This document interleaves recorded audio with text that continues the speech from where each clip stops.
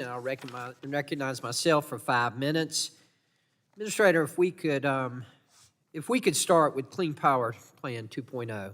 The EPA recently finalized its greenhouse gas standards and guidelines for fossil fuel-fired power plants. And requiring coal-fired power plants that will operate past 2039 to install carbon capture infrastructure that achieves a 90% capture rate. If we talk about Section 111 of the Clean Air Act, how would you describe, in your words, what the term adequately demonstrated means, considering factors such as cost, non-air quality, health, and environmental impact and energy requirements? Again, adequately demonstrated seems to be somewhat subjective. How would you define it? Well, I would define it in the way that we have defined it in this power sector rule, which is a technology that is available to reduce the targeted pollutants that we're after, or various technologies and best management practices that can do such. And so in this power sector rule, what you see is the opportunity for multiple technologies, but especially technologies like CCS that are receiving tax credits that the industry is investing heavily in, that we believe is competitive for reducing some of these climate pollutants. Last week, when Ranking Member Senator Capito asked you to identify a coal-fired power plant that achieves a 90% capture rate, you didn't answer a question. Can you give us an example of a coal-fired plant in North America that adequately demonstrated a 90% capture rate over the life of its system's operation? Well, I think we have plants that have the potential to do so. And again, this is a 90% capture rate in the future. There's a runway here for that. And so we have facilities like Petronova in Texas. We have facilities in Wyoming and North Dakota that are demonstrating at a very high proficiency rate that this is possible. So what we're looking at, again, is a runway to allow for this technology to thrive so that we can see these important reductions occur.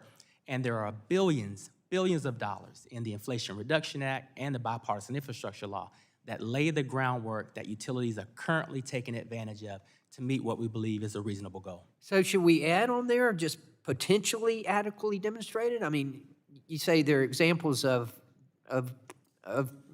out there that have potential to do it, but there's not one out there. Well, we have adequately demonstrated evidence that these carbon capture technologies work and can perform at high efficiency rates. The question is, which we have a runway far out, the stringency that the rule requires, there's time to develop a pathway to do that at that level. Okay, I'm going to take you for your word at that. If we could just go now to PM 2.5. We understand that the particulate matter standard will make it nearly impossible for new manufacturing projects, including EV battery plants. Most projects need at least 3 micrograms per cubic meter of headroom to obtain an air permit. We understand that the background concentration, the average throughout the nation is 8. With that revised standard, 89% of counties in the country now lack sufficient headroom for economic expansion. Prior to finalizing that rule, were you aware that this lack of permitting headroom would force almost 90% of the country into permitting gridlock, stopping new manufacturing? I think we have a difference of opinion in terms of numbers.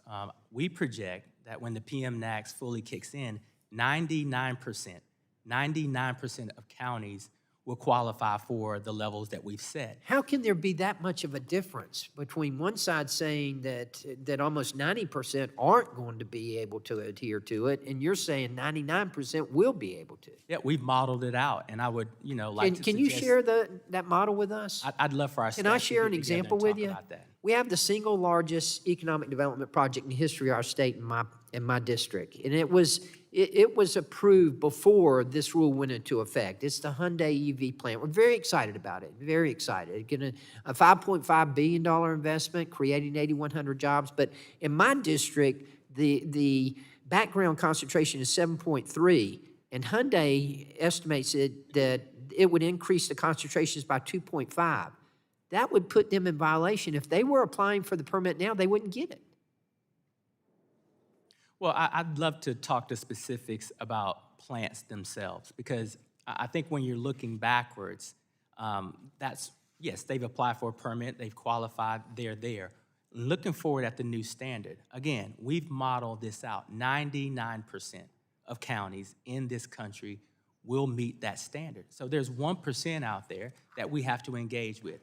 I would really love for our staffs to talk and engage in this conversation because, as you pointed out, there's a big gap between the stats we're talking about and the stats. There's a big gap, and look, we're excited about this, and it would not have happened under these new rules. That's just one example there. I'm out of time. I'm going to move on.